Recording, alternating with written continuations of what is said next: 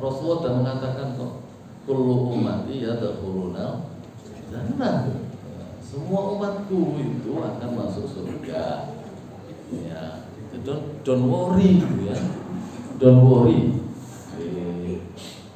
Don't worry niku napa basa Jawa niku. Nah, ampun sumelang gitu kan. Latazan. Beda lagi. Latazan jangan susah kan itu. Tapi boleh dimasukkan ke situ boleh. Boleh ya. Ya, illa man apa?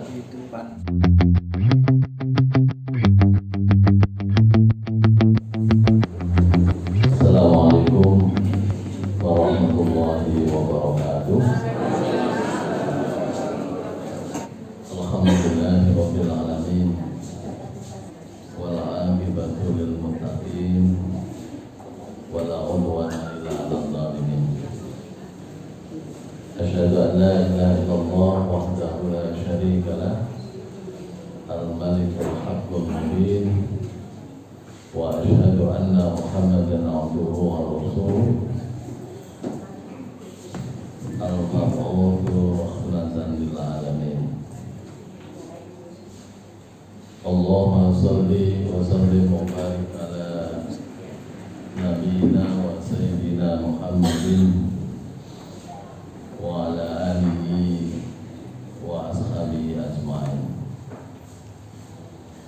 Allahumma alimna bima yanfa'una wa anfa'na bima 'allamtana. Ya Hayyu ya Qayyum ya Dzal Jalali wal Ikram. Amma ba'du. Ma'asyiral muslimin wal muslimat, Bapak Ibu sekalian, jamaah pengajian Sabtu pagi Majelis Tabligh pimpinan wilayah Muhammadiyah Daerah Istimewa Yogyakarta yang berbahagia, yang saya hormati, rahimahullah. Puji syukur alhamdulillah senantiasa kita berikan kehadirat Allah Subhanahu wa taala untuk mengimbangi demikian banyak rahmat, taufik, hidayah yang kita terima dari Allah Subhanahu wa taala. Terutama hidayah Allah sampai kita sebagai seorang muslim, hidayah taufik yang kita harapkan yang telah kita terima dari Allah sebagai usaha keras kita untuk memahami, menghayati surat Al-Fatihah ayat 6, yaitu ihdinas siratal mustaqim. Ya Allah, tunjukkanlah kami ke jalan yang lurus. Ya, taufik inilah yang selalu kita harapkan, karena dengan hidayah taufik ini kita akan menjadi hamba Allah yang senantiasa dapat menjaga diri dari kemurkaan Allah dengan ringan, tidak merasa berat, tidak merasa ada beban di dalam melaksanakan perintah Allah dan menjauhi larangan. Nah, kita nanti akan melihat ada perintah dari Allah dan juga Rasulullah SAW terkait dengan bab pertama dari akhlak fadilah, al-akhlakul fadilah, akhlak utama yang dahulu sudah pernah saya sampaikan, sekitar ada 27 item. Kita baru akan memulai satu item saja, itu sudah awalnya pengantarnya sudah 3 kali pertemuan, belum masuk-masuk. Nah, item yang pertama ini, bagian pertama adalah apa yang disebut dengan al-wasatiyyatul tidak, ya, sikap moderat dan bersahaja. Ternyata sesungguhnya agama kita itu mengajarkan kepada kita umatnya itu, atau yang lebih global lagi, hamba-hamba Allah, untuk dapat memiliki sikap moderat. Moderat itu ya tidak ekstrim, baik ekstrim kanan atau ekstrim kiri. Kalau istilah Orde Baru dulu, ekstrim kanan, ekstrim kiri. Kalau ekstrim kiri itu arahnya waktu itu pandangan politiknya itu ke arah hal-hal yang berbau komunis. Nah, kalau ekstrim kanan pada waktu itu hal-hal yang berbau gerakan-gerakan yang lebih ditujukan kepada umat Islam yang ingin misalnya mendirikan negara Islam, terutama itu, atau dengan cara-cara yang ada berbalut kekerasan. Saya tidak menggunakan kata radikal, karena hakikatnya radikal itu, redik itu akar sebenarnya. Jadi kalau umat Islam itu bersikap radikal, artinya bersikap yang dilandasi oleh akar dari agama atau akidah yang dasarnya adalah Al-Quranul Karim dan Sunnah Rasulullah Sallallahu Alaihi Wasallam. Jadi pada dasarnya kalau radikal itu sebenarnya bagus, tapi karena ada pendekatan politik dan penggunaan yang salah, sehingga menjadi tidak tepat di dalam menerapkan kata radikal. Apalagi kemudian ada maksud-maksud yang lain untuk membuat sesuatu yang kurang menyenangkan bagi umat Islam. Apalagi kalau kemudian kebijakan-kebijakan itu atas pesanan doro besar, ya, doro besar, yaitu ya bos besar bahasanya Amerika Serikat, karena memang bermula dari sana. Bapak Ibu sekalian, rahimakumullah, ya, kita masuk kepada dasar-dasar hukum perlunya bersikap moderat dan bersahaja. Sahaja itu sederhana, gitu, sederhana. Kita lihat dalil-dalil yang pertama dari Al-Quran. Ada Al-Baqarah ayat 143, surat yang kedua. Nanti ada Al-Isra ayat 29, ayat ke-17, surat ke-17 ayat 29. Kemudian yang ketiga ada Al-Anbiya ayat 67, surat ke-25 ayat 67.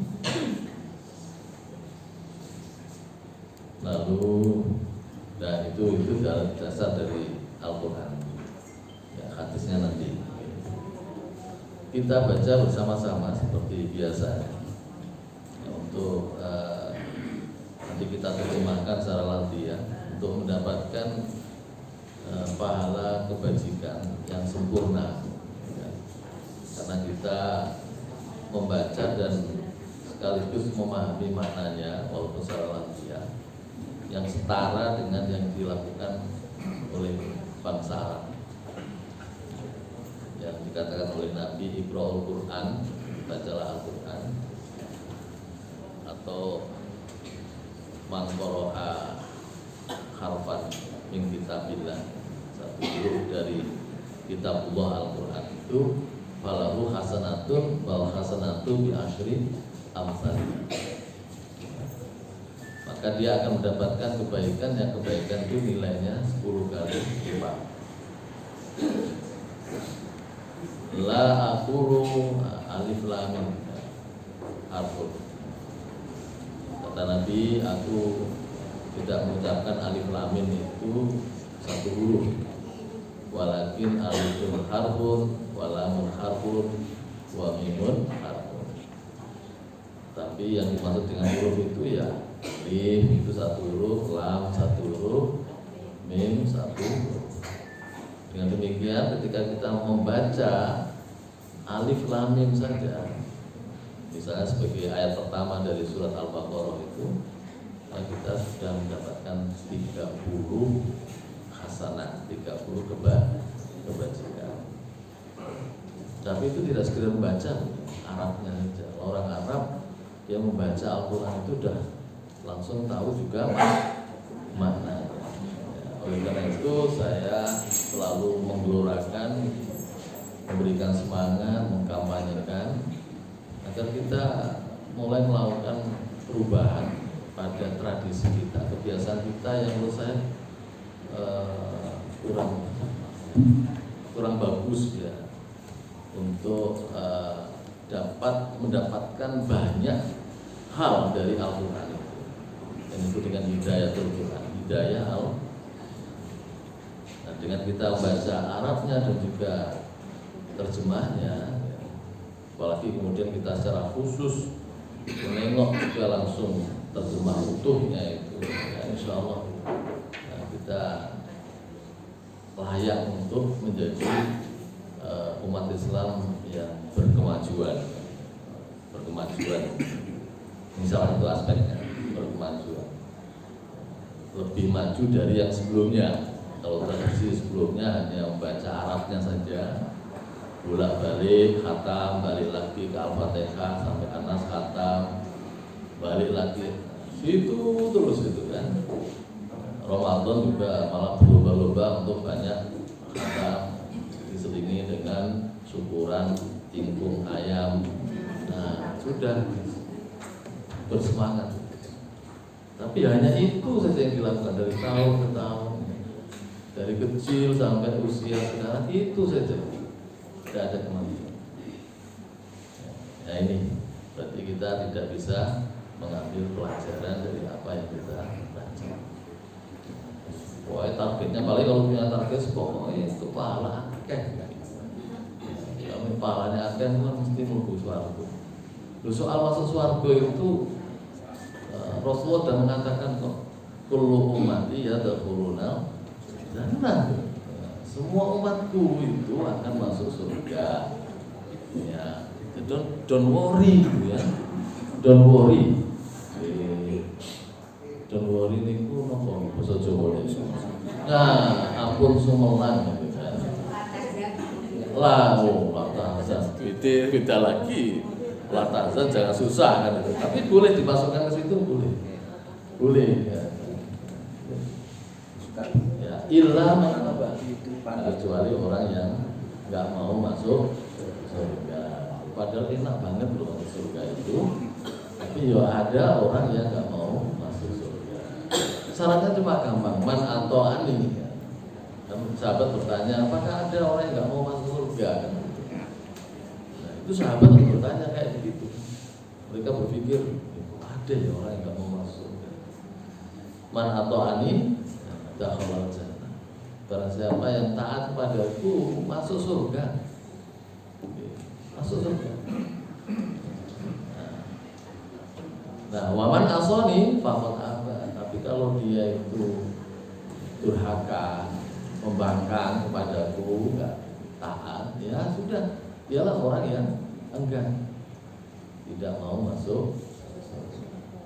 Kalau dia muslim, ya Nanti kalau sudah impas dengan dosa-dosanya baru masuk.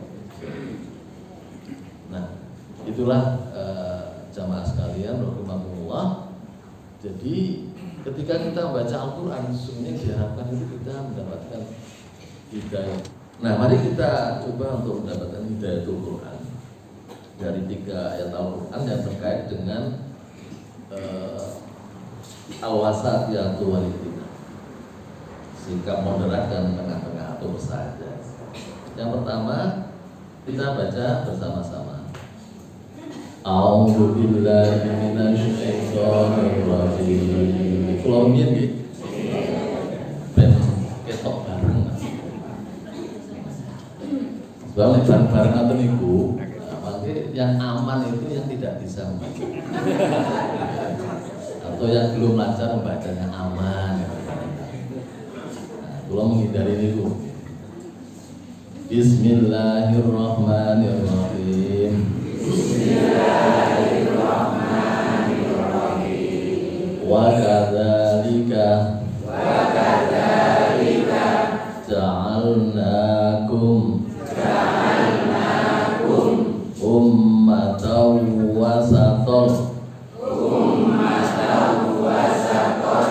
litakunu syuhada'a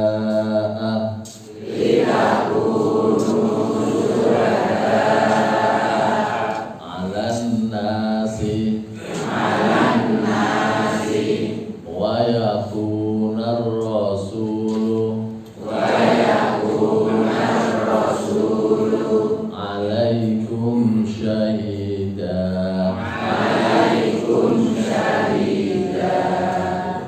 Wadan kadzalika demikianlah ja'alna kami Allah telah menjadikan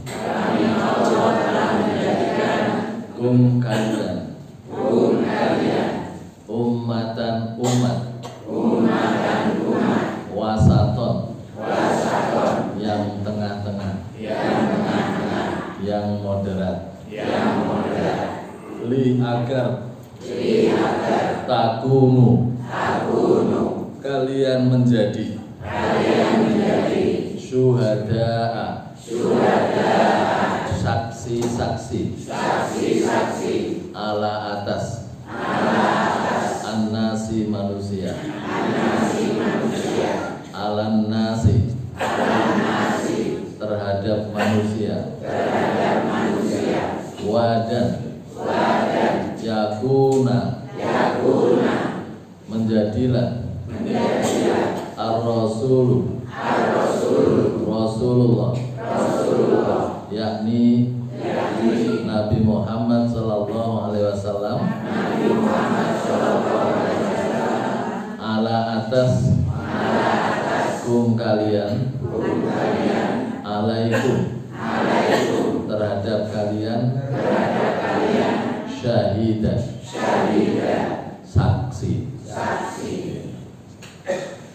Bapak Ibu sekalian, rahimakumullah, dari ayat ini kita menjadi tahu tentang maksud Allah Subhanahu wa taala menjadikan kita umat Islam itu sebagai umat yang punya sikap tengah-tengah, moderat, tengah-tengah, moderat. Sekarang ada pertandingan sepak bola dunia di Qatar. Kalau bahasa Arabnya itu mocone kotor. Mocornya itu kotor. Nah, wong Indonesia merubah itu mocor kotor orang enak ya, jadi Qatar. Nah, ternyata ada satu daerah di Jawa ini, kampung atau desa namanya Qatar, sehingga di posting di medsos itu terus kemudian dikomentari, ini memasuki Qatar kok masih sepi. Ya itu guyonan. Jadi kotor, kok kotor. Jadi permainan sepak bola yang diperhatikan oleh jutaan orang seluruh dunia itu bisa berlangsung dengan baik kalau dipimpin oleh wasit, seorang wasit. Dan wasitnya bagaimana? Wasit yang adil, yang bisa bersikap tengah-tengah, tidak memihak kepada salah satu pihak dari kesebelasan. Maka seorang wasit itu pasti ya, dididik, dilatih sedemikian rupa sehingga betul-betul profesional dan itu berjenjang untuk jadi wasit tingkat internasional seperti itu, mimpin pertandingan sepak bola yang bergengsi seperti itu, nggak main-main wasitnya. Nah, maksud Allah juga begitu. Ya, Allah menjadikan kita sesungguhnya menjadi satu bagian dari hamba Allah, satu kelompok dari hamba Allah yang nanti bisa ya, bertindak atau bersikap sebagai seorang wasit. Jadi harus adil wasitnya. Jadi bersikap moderat. Nah, walaupun kita tahu hari-hari ini, ya, maafnya pemerintah kita sekarang ini mengkampanyekan sikap moderat, bahasanya moderasi. Tapi yang disasar itu arahnya kepada umat Islam, sehingga bahasanya moderasi beragama. Kampanye di mana-mana, terutama yang di depan itu terutama pemenang Kementerian Agama. Saya ya, seperti itu. Tapi sesungguhnya umat Islam itu tidak perlu diajari tentang itu. Kalau umat Islam memahami betul, misalnya surat Al-Baqarah salah satu di antaranya, tidak perlu diajari tentang sikap itu. Kebijakan moderasi beragama ini menjadi pertanyaan ketika kemudian ada di dalamnya itu kandungan konten-konten politik, konten-konten politik. Oleh karena itulah maka itu kita luruskan. Umat Islam ajaran-ajarannya banyak mengandung hal-hal yang mengarahkan kita kepada sikap moderat, termasuk ini. Kenapa kita harus menjadi umat yang tengah-tengah? Tujuannya agar kita menjadi saksi yang benar, saksi yang adil, saksi yang tidak menyembunyikan kebenaran. Terhadap siapa? Terhadap manusia, maksudnya terhadap percaturan hidup umat manusia. Jadi kalau ada yang nggak beres, ya kemudian diingatkan. Ini bagian dari ini sebetulnya, bagian dari ini. Ya, cuma kan orang lain, pihak lain, ya, memang sudah punya sikap yang negatif kepada umat Islam itu, ya, kemudian menganggap bahwa usaha untuk meluruskan supaya saksi yang adil itu ditanggapi dengan sikap atau kebijakan yang tidak, ya, bahkan sangat berlebih-lebihan, sangat berlebih-lebihan. Misalnya sikap untuk meluruskan kebijakan, misalnya pemerintah maafnya ya, dinilai kurang pas, itu diingatkan. Ya, kemudian mengingatkan ini mendasari dengan dalil-dalil Al-Quran dan Sunnah Rasulullah SAW. Nah, ternyata kemudian diterima dengan sikap yang tidak familiar, dianggap sebagai memusuhi, menghalangi dan seterusnya. Nah, kemudian kita sebagai umatan wasaton ini juga tidak boleh kemudian seenaknya apalagi kemudian bersikap mentang-mentang gitu kan, karena mendapatkan kehormatan dari Allah Subhanahu wa taala sebagai umat wasaton. Sebab apa? Kita juga nanti disaksikan oleh Rasulullah SAW. Wa yakuna Rasul alaikum syahidan. Ketika Rasulullah masih hidup, Rasulullah menjadi saksi bagi para sahabat sekalian, bagi sahabat-sahabat beliau. Kalau ada yang tidak benar diluruskan oleh Rasulullah Sallallahu Alaihi Wasallam. Lalu ketika Rasulullah sudah wafat, lalu siapa yang akan menjadi saksi bagi kita umat beliau yang tidak pernah bertemu dengan beliau, walaupun ada kerinduan untuk bertemu dengan beliau, membayangkan kayak apa sih Rasulullah itu sebagai insan kamil, manusia yang sempurna, yang menurut Michael H. Hart itu ya orang Kristen Arab, makna Kristen Amerika Serikat itu, yang dia menempatkan Rasulullah SAW sebagai tokoh yang paling puncak dari 100 tokoh hebat di dunia yang berpengaruh pada kehidupan umat manusia. Nah, hal itu menempatkan Rasulullah memberikan alasan pada dua hal, dengan dua hal. Yang pertama, bahwa Muhammad itu sukses sebagai pemimpin dunia, dan yang kedua, sukses sebagai pemimpin agama. Pemimpin dunia, beliau tidak hanya seorang kepala negara, tapi beliau seorang panglima perang, seorang hakim, seorang pendidik, seorang guru, seorang kepala rumah tangga yang sempurna. Itu Nabi Muhammad SAW sebagai pemimpin dunia. Sebagai pemimpin agama, beliau adalah seorang Nabi Rasul yang terakhir yang sukses menyebarkan Islam. Menurut penilaian hak itu, hanya dalam waktu 25 tahun Islam itu sudah tersebar dalam wilayah yang sangat luas.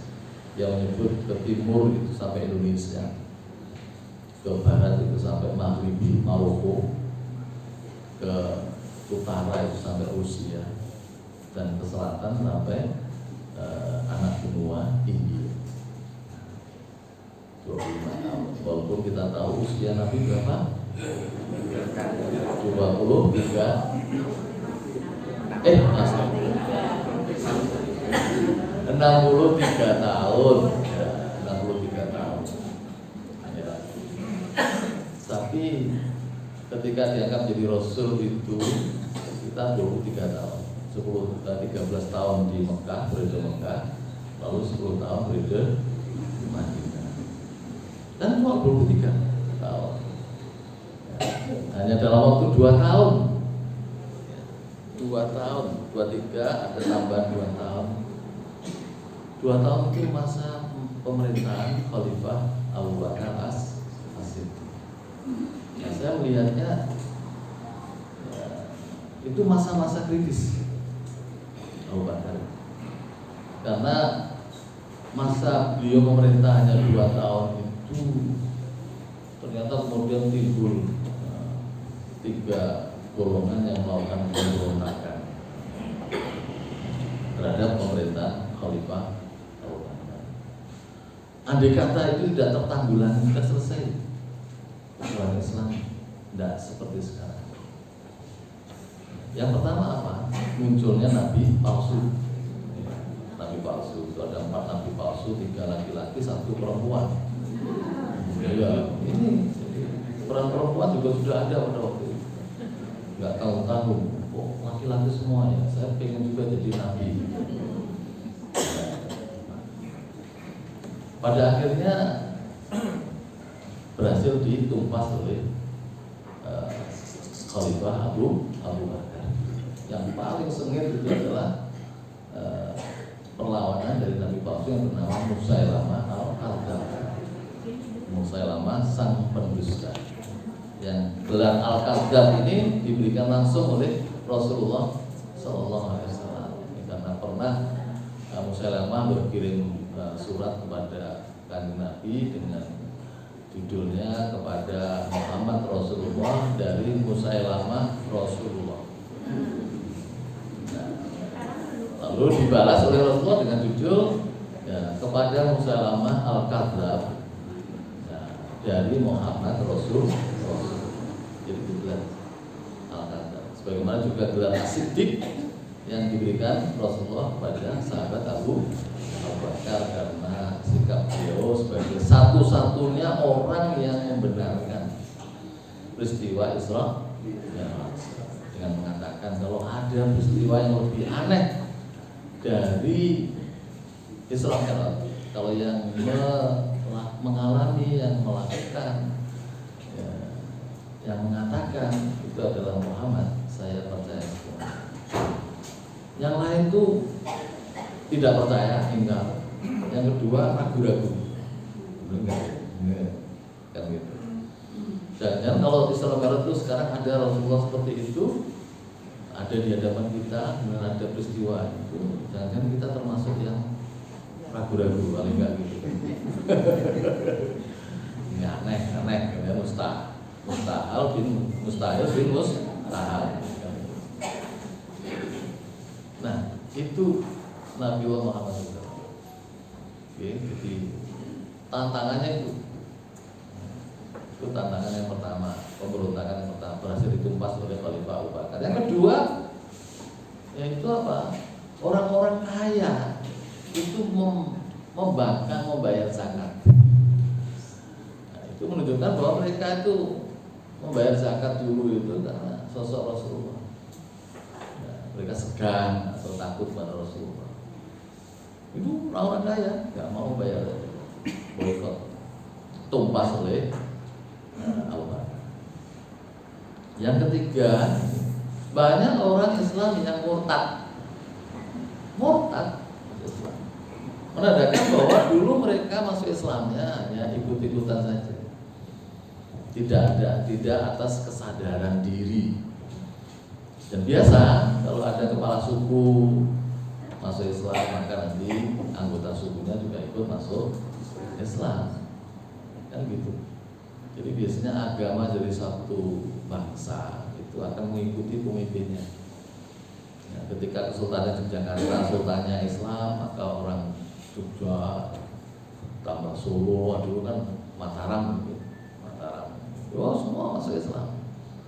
Ya, mereka sing maupun itu sing dihormati, kawula itu kan yang Gusti Kanjeng Sultan Sultan itu masuk. Nah, udah semua ikut, tapi kan kemudian tidak ada perkembangan. Ya, nilai-nilai lama, ajaran-ajaran lama, Hindu, Buddha masih melekat. Itu menjadi PR bagi kita umat Islam, ya, untuk terus-menerus mengingatkan bahwa sesungguhnya Islamnya kita itu belum selesai, dakwah kita belum selesai. Kemarin saya mendapatkan kiriman video itu sangat sedih saya, karena apa? Orang pakai kopiah, pakai sarung, berjoget ria, ya, dengan perempuan-perempuan yang hanya berpakaian mini, ya, berpakaian mini, tidak pakai jilbab, dan itu bukan mahramnya. Ya, kemudian dia bawa uang itu kan, terus joget-joget dengan musik, terus merangkul perempuannya itu, nyawar, masya Allah, pakai sarung, pakai kopiah, semuanya saya perhatikan. Ini adalah realita dari proses dakwah yang belum sempurna, Kok begitu? Begitu yang kedua, yang ketiga tadi murtad tadi. Itu menandakan bahwa dulu mereka masuk Islam bukan dari hati nurani, dari kesadaran, tapi hanya sekedar ikut-ikutan. Baik, jadi ini Rasulullah ketika masih hidup dia menjadi saksi, diluruskan, enggak benar diluruskan. Tapi ketika Rasulullah sudah wafat, ini diambil alih kembali oleh Allah Subhanahu wa Ta'ala. Soal pengawasan itu. Jadi jangan kita kemudian bergembira, ya Rasulullah sudah wafat, nggak ada saksinya. Enggak. Ya, saya agak lupa ayatnya, tapi di dalam Al-Quran itu ada, di mana pengambil alihan untuk pengawasan itu diambil kembali oleh, tugas pengawasan diambil kembali oleh Allah Subhanahu wa Ta'ala. Ya, karena ada malaikat raqib dan atid, ya kan? Atau malaikat yang mencatat amal perbuatan kita yang dalam hidup. Baik, itu yang pertama. Yang kedua, ini juga ayat yang menunjukkan betapa kita harus bersikap tengah-tengah, bersahaja, moderat. Mari kita berjabat bersama-sama. Bismillahirrahmanirrahim. Wala taj'al yadaka maghlulatan ila unukika wala tabsutha kullal basti fataqauda malumam mahsura.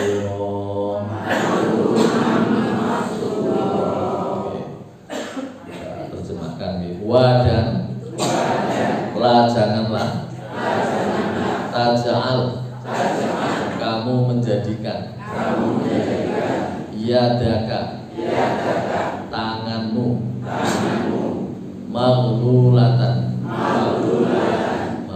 ini ngaten iki apa iki jenenge di ngaten iki napa niki maghlulatan jadi di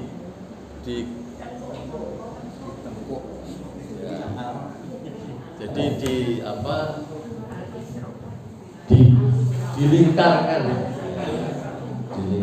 dikalungkan. Monggo, maghlulatan dikalungkan ila kepada unuki leher kamu ila unukika ke lehermu wadan la janganlah tabsut kamu membentangkan hadiah tangan kula setiap albasti pembentangan kulal basti selebar-lebarnya fa maka tamuda kamu akan duduk lenger-lenger kalau tambahin nggih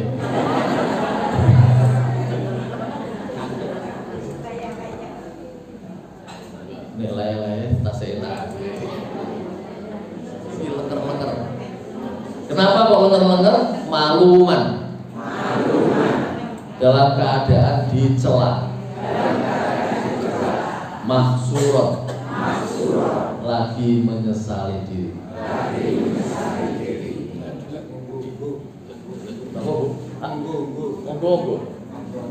Onggo. Bahasa asing kula onggo. Notasi kula benggo. Nggih. Coba kita renungkan ini. Allah menyatakan, walaupun ini kepada kanjeng Nabi Muhammad SAW, tetapi Al-Quran kan untuk umat manusia seluruhnya sampai akhir zaman. Berarti juga pesan ini tertuju pada kita juga sebagai umatnya kanjeng Nabi Muhammad SAW. Jangan kamu jadikan tangan kamu itu dilingkarkan ke lehermu. Maksudnya itu jadi orang yang pelit, kikir, nggak mau memberi apapun dari harta yang dimiliki. Ya termasuk diantaranya ya, kan? Kalau itu soal terkait dengan uang, dana, bisa juga terkait dengan tenaga.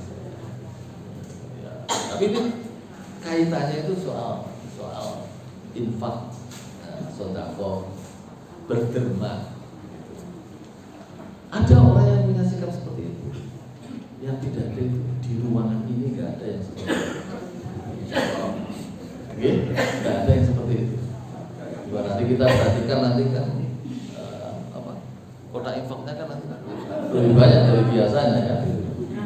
Nah, insya Allah. Oh tadi cuma sedikit, kita tambahin mana ini. Itu yang pertama, sikap pikir. Kemudian yang kedua, wala tafsudha kulal pasti. Wah lomo banget. Wah, nyanyo surat pikir. Nyanyo. Sebab kedua sikap itu pada akhirnya akan menimbulkan efek, yaitu dua macam. Allah bagus sekali memberikan gambaran itu. Yang pertama, makluman dicela, dicerca oleh banyak orang. Nah kalau sudah seperti itu, ya duduk lengar-lengar, celah banyak orang, kanan kiri muka belakang, masya Allah, tak kampung. Oh itu udah titenono. Sampai kalau udah keluar titenono nih wong Jawa itu udah siap-siap. Ya.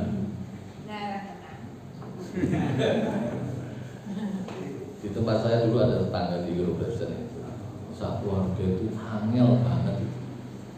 Dia pelit, kemudian nggak mau guyup sama tetangga. Titenono, betul-betul titenono. Begitu dia itu punya gawe apa itu, pemuda nggak mau cawe-cawe, nggak mau wah kepunau-punau. Ya. Itu kalau orang Jawa sudah titen, celah. Dari soal pelit itu kan, itu juga.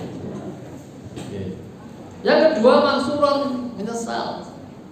Nyanyi tadi itu, oh dapat dua, nyanyi, nggak pakai perhitungan.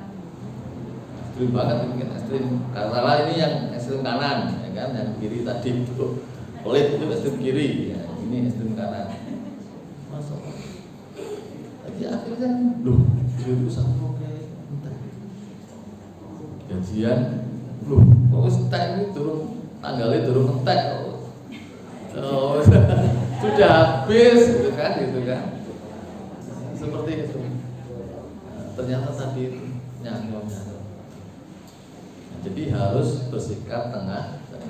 Kalau kita memanage keuangan kita, dibagi saja. Pertama untuk kewajiban memberi nafkah kepada, kalau sebagai suami gitu, nafkah kepada istri, kepada anak-anak.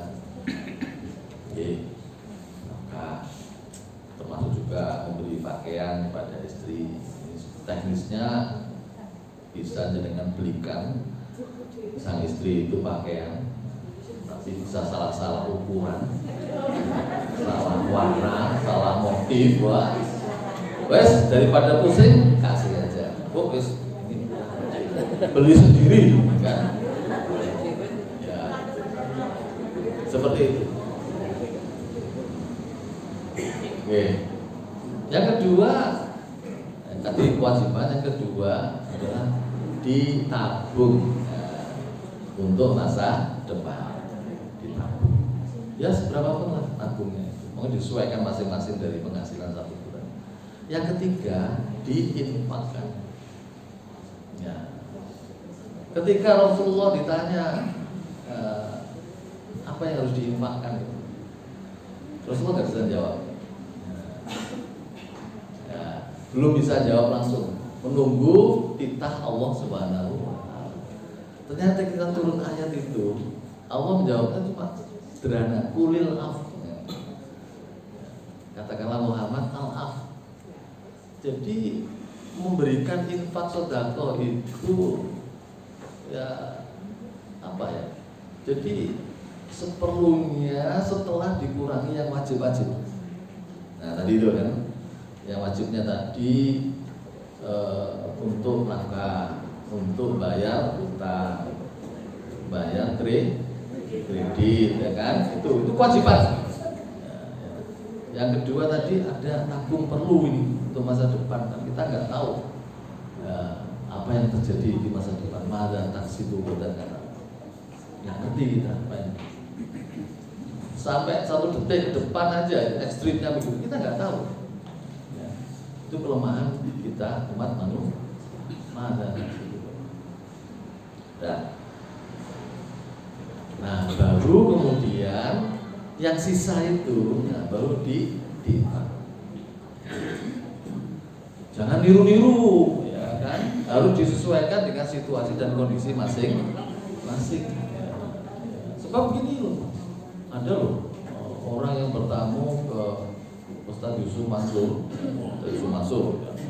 ya. Bertamu ke sana bawa mobil, nggak tahu bagaimana caranya itu. Ustaz Yusuf Mansur memberikan persuasi. Gini. Masuk dan pulang itu mobilnya dikasihkan, dia pulang jalan kaki ya, ke rumah ya nggak tahu seperti apa reaksi istrinya ya. Mana mobilnya gitu kan itu ya, mungkin dia ya udah tak infakkan kan infak itu kan nanti ada gantinya nggak akan rugi Pak. Yang terjadi padahal contoh-contoh yang diberikan oleh Ustaz Yusuf Mansur itu contoh-contoh tentang orang yang betul-betul ketika berinfak itu ikhlas lillahi ta'ala, bukan mengharap-harap golek balen gitu loh, infak tapi golek balen. Nah yang terjadi seperti itu. Apalagi kemarin Ustaz Yusuf Mansur ada beritanya anaknya putri itu dia infak 50 juta, tiba-tiba dia dapat ganti mobil seharga 2 miliar atau berapa? Masya Allah. Nah, dengan punya uang 50 juta, dikasihkan majelis tabligh gitu kan. Terus nunggu gitu kan. Orang teko-teko ya mobil seharga 2 miliar. Lah, niatnya wis beda kok. Niatnya itu mergo pengen untuk balen. Terus rujukannya mobil 2 miliar. Bahaya itu nanti bisa bahasa Al-Quran itu fatak udah maksuro itu fatak udah kesel banget gitu kan. Itu yang terjadi seperti itu. Karena apa? Nggak pakai perhitungan. Oke, jadi moderat ya. Tadi yang pertama tadi memakan wasatah secara luas, lebih luas lagi. Bisa bidang apa saja di situ. Yang sini lebih dikhususkan lagi dalam hal berinfak. Kemudian yang ketiga, kita baca bersama-sama. Al-Furqan. Oh, yang mana? Yang Alamiah. Oh, Alamiah itu Al-Furqan. Itu 25 ayat. Oh, Masya Allah. Ya. Berarti ini 24 ya? 25. Bukan Mbak ya. Yang ini 24 ya Alamiah ini. Coba dipilih Pak. 21. Oh 21 Alamiah. Oke. Oh. Saya gantinya dulu Pak biar ganti.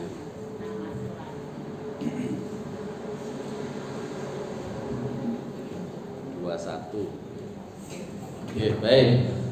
Mari kita baca bersama-sama. Bismillahirrahmanirrahim. Walladzina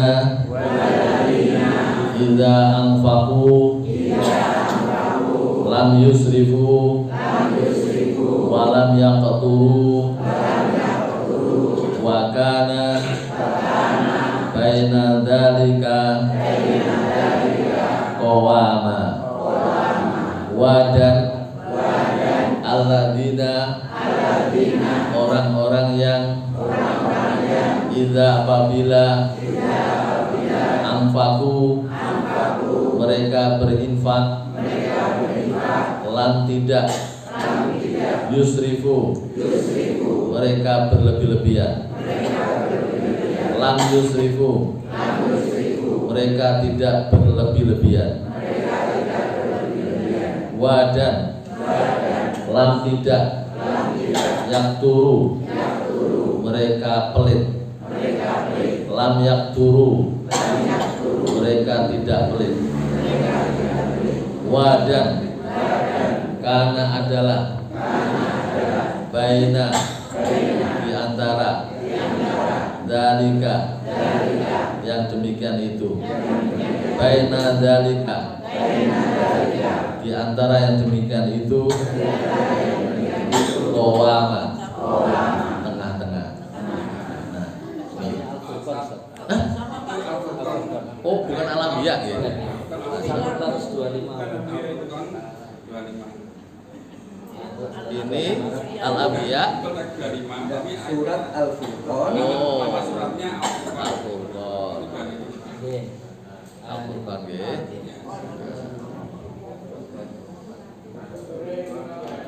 Al-Furqan. Nggih. Nggih, Al-Furqan. Matur nuwun. Baik, ini lebih menjurus lagi soal infak. Jadi ini ciri khas dari orang yang bertakwa. Orang yang bertakwa, panjenengan semuanya ini, nah, ini diukur dari bagaimana dia berinfak, mengeluarkan infak.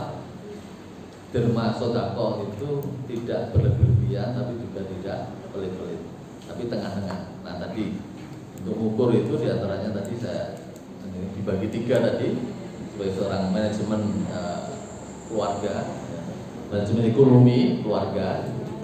Pertama tadi apa? Ya, kewajiban-kewajiban itu didahulukan, prioritaskan utama. Yang kedua nabung, yang ketiga baru. Dan masing-masing orang tidak sama, ya, tidak sama. Kalau kekayaannya triliunan, ya lebih besar lagi infaknya. Dan infak itu kan gini, dibandingkan dengan zakat, besarannya bisa sama dengan zakat, bisa lebih sedikit, lebih kecil dari zakat, dan bisa berlipat-lipat lebih besar dari zakat. Seperti itu. Seperti pengusaha Sumatera Barat itu Pak siapa itu ya, membantu Mu'alimah itu kampus baru itu uang sekitar berapa? 40 miliar cash. Pesannya apa? Untuk bangun masjid. Ya, nanti masjidnya diberi nama ibunya Hajah Juliana. Nah, maka mungkin itu satu-satunya masjid yang namanya perempuan, Masjid Hajah Juliana. Nah, pengen mirsani bisa datang ke kampus terpadu Mu'alimah di Sedayu. Tidak cukup di situ saja. Habis itu dia membantu pembangunan rumah sakit di Bandung Barat, ya, di Kabupaten Bandung rasanya. Kemudian yang berikutnya dia membantu pendirian kantor PDM Bandung. Ini Bandung. Itu yang terjadi seperti itu. Nanti belum cukup itu, Pak. Ya akan masih kurang. Semangatnya itu luar biasa untuk berinfak sedekah. Enggak tahu itu dulu ibunya kayak apa mendidik dia. Jadi orang yang sangat kaya, tapi tidak lupa untuk mengeluarkan infaknya.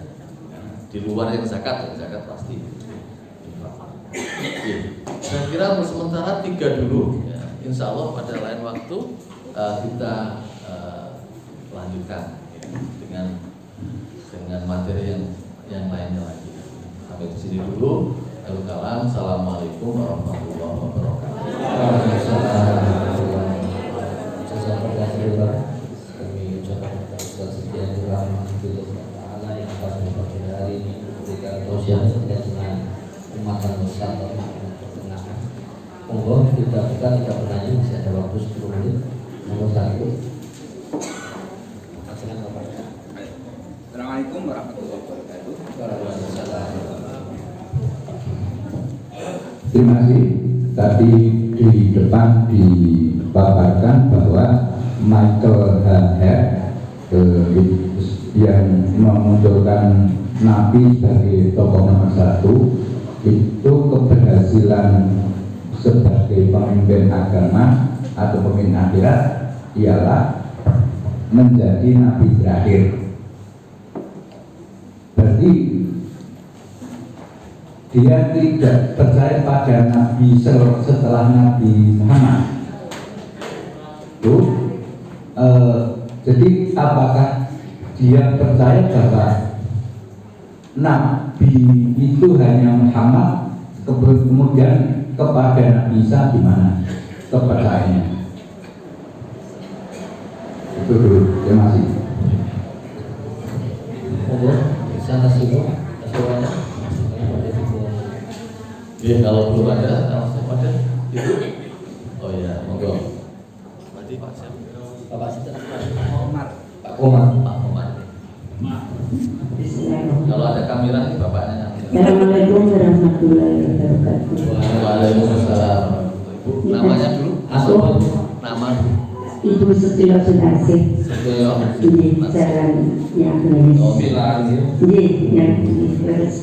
Oh, ini Ustaz, ini tentang tadi zakat sodako. Kita memang nggak boleh berlebihan.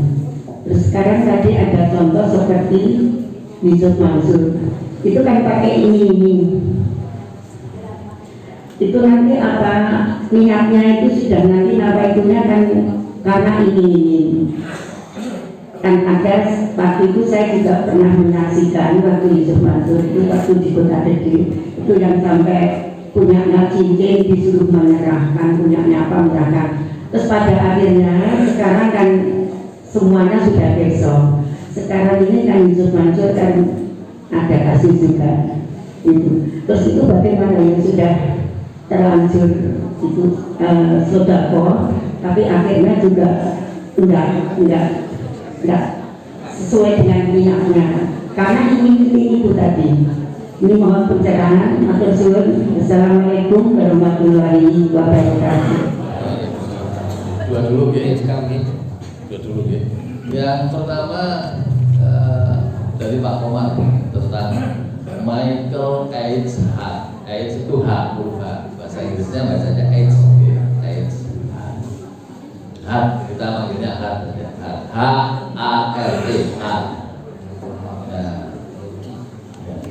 Dia menilai Muhammad itu sebagai pemimpin agama dan Islam itu dikatakan sebagai agama termuda ya, dari agama-agama yang lainnya.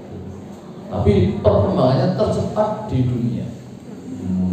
Dalam waktu hanya 25 tahun sudah berkembang lagi yang saya ceritakan. Seperti itu. Itu kalau nggak hebat nggak bisa. Ya. Kristen sebelumnya Nabi Isa, Yusuf gitu kan ngomong gitu ya. Kan seperti itu aja. Lebih lama lagi tapi juga perkembangannya Islam. Setiap hari sekarang itu di Eropa, di Amerika orang masuk Islam luar biasa. Oke. Piala dunia aja yang kayak gitu aja. Baru awal aja sudah memasukkan 580 Hah? 580. Ya, pertama 1000 Terus 50.000. Masih bertambah. Masya Allah. Ya. Ya, jadi 580 masuk Islam, terus 1000. Terus itu 50.000. Mantul dulu Pak, ada informasinya. Betul Pak ya, informasinya. Saya belum mendapatkan info itu. Ya. Kemudian ini tadi kata Ustaz Fadlun tadi, Muhammadiyah Jawa Timur itu ya, mau membeli gereja di Spanyol untuk kegiatan Muhammadiyah. Ya, dulu itu masjid. Ya, waktu Islam berjaya di Spanyol selama 8 abad, ya. 8 abad loh ya.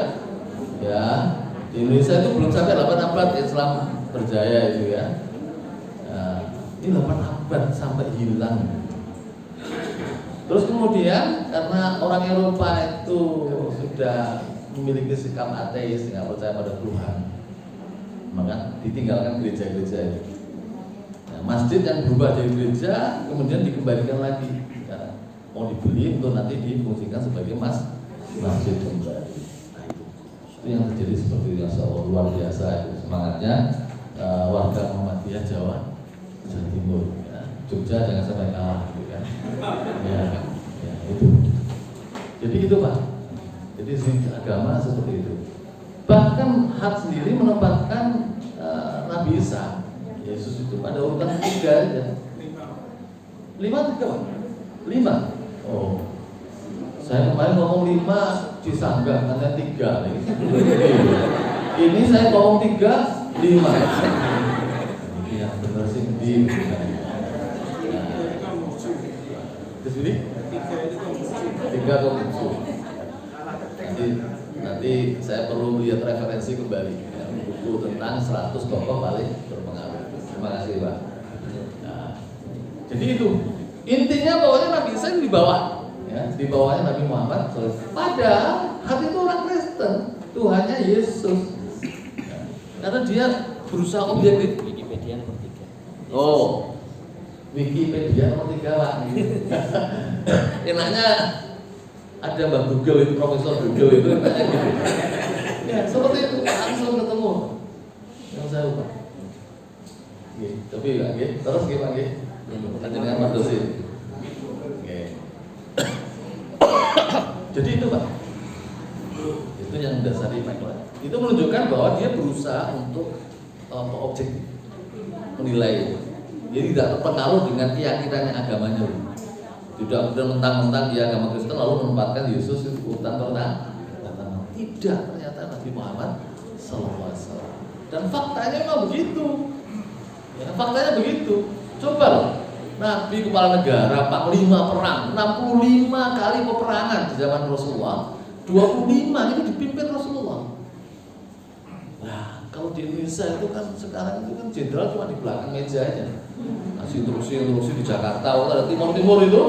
Panglimanya perang Pak Wiranto cuma di Jakarta aja. Instruksi yang di depan itu prajurit. Zaman itu panglimanya yang di depan. 25 itu tidak sedikit loh itu frekuensinya. Banyak itu. Masya Allah kayak gitu. Dan dia tanding satu persatu tuh Pak. Itu panglima tuh Pak. Wes ceritanya cerita tentang Rasulullah itu nggak habis-habis Pak. Berkagum-kagum seperti itu. Terus ngerti lagi. Ibu nomor 2. Ya, niat itu innamal a'malu niat itu jelas itu kan. Itu saking pinternya Ustaz Yusuf Mansur, saking pinternya. Ya, akhirnya sampai dia masuk TV terus dikasih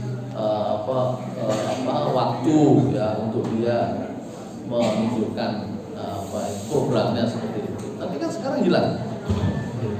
Menurut saya karena ternyata ada hal-hal tertentu yang mencoreng namanya. Ya karena perbuatan beliau sendiri.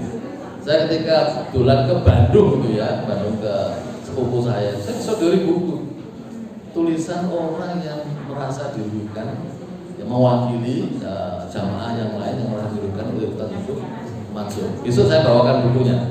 Ya, itu, wah itu dicetak dengan bagus, disebarkan. Ya, supaya orang tidak menjadi korban berikutnya dari apa yang dilakukan oleh Ustaz Yusuf Mansur seperti itu. Makanya namanya hilang sekarang kan, hilang, nggak dipakai lagi ya. Program TV, stasiun TV kan melihat, wah ini nggak menguntungkan, untuk mendatangkan uang nggak menguntungkan, kan begitu. Ya iklan nanti mau masang, orang ini ditonton orang nggak? Jangan-jangan ketika dia tampil dimatiin TV-nya. Nah rugi saya masang iklan, ya kan itu. Makanya akhirnya kebijakan stasiun TV ya udah di off kan seperti itu. Gitu, innamal a'malu bin ya, ya sudah, gitu kan. Yang niatnya nggak benar tadi itu mengharap-harap, udah nggak dapat. Kalau contoh begini, saya ada anak muda di daerah Wiro Brajan itu, ya dia mungkin juga terpengaruh oleh Ustaz Yusuf Mansur. Dia bersemangat di tempat pengajian ibu yang tokoh Aisyah itu. Kalau Ramadan itu ditegakkan selenggarakan terawih untuk putri ibu-ibu. Nah sudah kan, nah terus ini berlanjut si mbaknya meninggal, dilanjutkan ibunya meninggal, tinggal dia. Nah dia punya usaha dan dia punya harapan besar. Nah, maka dia menyumbang, menginfakkan hartanya. Untuk apa?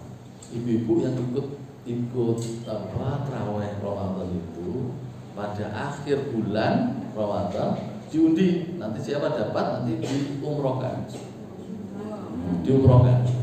Nah pada waktu itu istri saya juga dapat bagian untuk ngimami, jadi tidak hadir setiap hari, tapi hanya ngimami secara periodik bergantian. Suatu saat saya pulang dari ceramah subuh, pulang saya dirangkul istri saya. Wah, gimana rasanya dirangkul oleh istri? Wah, itu. Ya, saya juga ikut ngerangkul juga kan gitu kan. Ini kesempatan langka kan gitu kan. Nah, cerita kalau dapat hadiah umroh. Nah ceritanya begini. Jadi oleh sang pemilik rumah itu, ya, anak muda ini, malam itu sudah dilinding. Jadi daftar apa jamaah itu, dia namanya ini nomornya sudah dilindingi. Terus ketika pagi hari itu mau disambutkan, terus ditawari, istri saya ditawari, Bu Siti gitu kan, namanya kan Siti Lobaina gitu kan. Bu Siti ikut enggak? Ya malu-malu ayam ya, malu-malu kucing gitu kan. Woi kok ikut aja ikut. Akhirnya ditulis nama itu, terus dimasukkan. Yang memasukkan ya, dimasukkan bagi konsol. Yang ngambil itu anaknya yang pertama masih kecil, masih PAUD apa ambil. Loh, dibuka kok istri saya. Siti Mutmainah. Nah, sudah. Itu yang terjadi seperti itu. Akhirnya ketika saya ditanya, saya mau umroh. Oh ya siap. Nah, nanti saya dampingi. Ketika saya ngomong siap saya dampingi itu, saya nggak punya duit loh. Saya nggak punya duit itu. Tapi alhamdulillah ya, karena niat tadi ikhlas lillahi ta'ala dan seterusnya, ya sudah. Ya kok ono pada saatnya mau berangkat itu sudah ada uang. Nah, itu. Ya sudah uang. Udah akhirnya berangkat. Nah, yang tuan rumah nggak berangkat, istrinya karena masih hamil juga nggak berangkat. Ada satu jamaah yang dapat, tapi dia nggak mau berangkat, nggak mau berangkat. Sampai sekarang juga nggak berangkat umroh sampai sekarang. Nah, dalam perjalanan ibu-ibu sekalian, bapak sekalian, ternyata ini mengalami penurunan secara ekonomi. Sehingga akhirnya nggak ada yang berangkat umroh sama sekali. Dia sama istrinya nggak berangkat umroh, ada keluarga nggak diumrohkan karena jatuh ekonominya. Nah, gitu. Jadi yang berangkat umroh hanya istri saya. Seperti itu. Nah, itu yang terjadi seperti itu. Nah, saya melihat kok kemudian nggak begitu bersemangat gitu ya dalam hal aplikasi ajaran itu nggak begitu bersemangat. Bahkan sekarang dia mau pindah ke Belanda gitu kan, mau sekolah di sana, menyekolah anak-anak di sana. Kemarin baru cerita sama saya pikir dia sudah berada di Selandia Baru gitu kan. Ini ternyata di Australia, ternyata enggak. Di Australia terlalu mahal, di Belanda enak. Ya dengan visa turis atau apa itu bisa belajar, dia bisa belajar di sana, dapat beasiswa, bisa bekerja part-time dan seterusnya, dan anak-anaknya bisa juga dapat beasiswa. Nah, itu baru mau berangkat, tapi ketika khotbah itu saya lihat, rambutnya panjang gitu, masya Allah. Nah itu yang saya lihat. Dulunya dia masuk masjid Jumatan itu pakai kaos, udah datangnya terlambat. Tengah-tengah pakai kaos biasa itu. Padahal kalau acara resepsi perkawinan dia pakai jas, pakai ketika Jumatan dia cuma pakai kaos. Ya agak dimaklumi karena dia sekolahnya di Atmajaya gitu kan. Di Atmajaya mungkin pergaulannya seperti itu sehingga tidak terlalu dalam ajaran agamanya. Tapi tadi itu pemahaman tentang infak tadi menjadi salah. Ya, dia yang ditangkap pokoknya ngetoke infak nanti dapat balen, ya, tidak akan berkurang, sedekah tidak akan mengurangi harta. Kok kurang terus. Rumahnya aja warisan itu dijual itu besar itu dijual, ya, diambil oleh pamannya atau pimpinannya itu. Itu yang terjadi, penting itu untuk ikhlas lillahi. Ampun katos mikir balen, ikhlas saja. Maafnya bayangannya seperti kata loh, menaik kita BAB, ya Ya, kan kita tidak pernah melihat ini warnanya merah, apa hijau, biru, apakah hijau, apakah ungu, nggak kita lihat itu. Terus pokoknya, nah, bisa keluar tuh alhamdulillah. Udah, itu kira-kira bayangan tentang infak, terus gitu.